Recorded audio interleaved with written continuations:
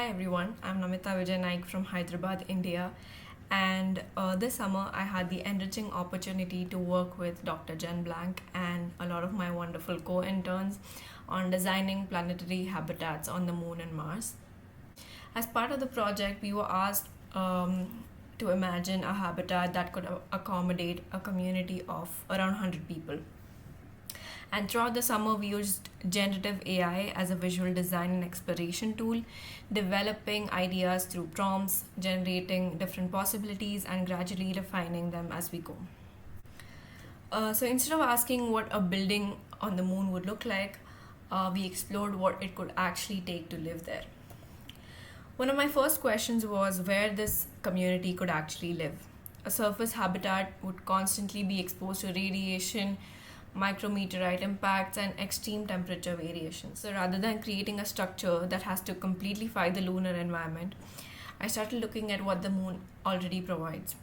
We see a lot of evidence on ancient lunar lava flows based on the surface features.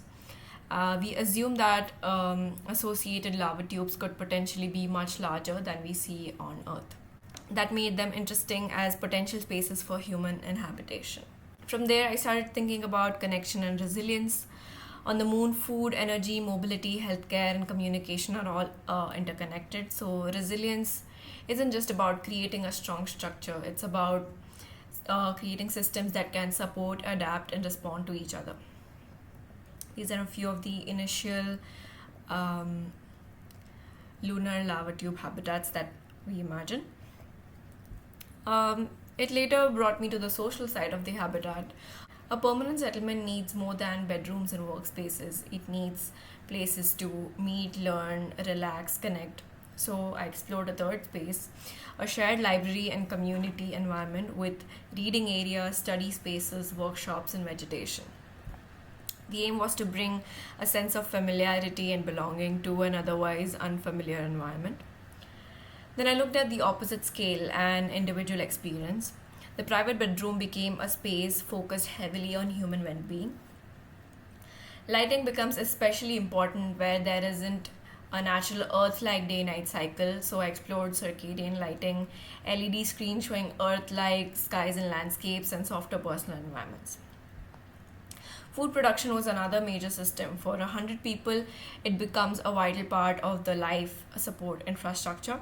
Using the estimates explored, we looked around hydroponic systems that could provide food, contribute to life support, and bring vegetation to an unfamiliar environment.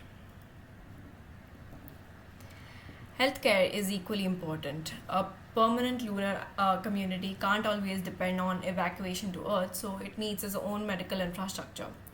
The medical bay considers low gravity, continuous monitoring, robotic assistance, and integrated life support. But well being isn't only physical, so I introduced vegetation, simulated daylight, and calmer recovery spaces. The community also needs to connect to the lunar surface. For this, I developed a pressurized modular rover. Its articulated suspension and spring mesh wheels allow it to adapt to loose regolith rocks and uneven terrain. And because it's modular, it can support crew transport, cargo, science, medical evacuation, construction, etc. After exploring these individual components, I brought them together to a comprehensive lunar community. The idea is to use prefabricated, modular, and assemblable systems that can be transported in parts and expanded as the community grows. Inflatable structures can create larger pressurized spaces, while lunar regolith can be placed over them for additional radiation and micrometeorite protection. The surface becomes the operational layer with mobility, mining, power, storage, construction, and food production. The airlock creates the transition into the protected habitat. And inside the lava tube, these systems come together as everyday life, residential spaces, healthcare, recreation, workplaces, social spaces, everything that we explored in the beginning. I also wanted to consider the human factors: privacy, social interaction, comfort, well being, and a sense of community. Something we also explored this summer was AI as a design tool. Over the course of the project, my prompting skills evolved as I learned how to use different prompts with different LLM text to image tools. such as this video itself. And I learned that prompting itself can become a form of design thinking. And the clearer you communicate an idea, the closer to the visualization you can get.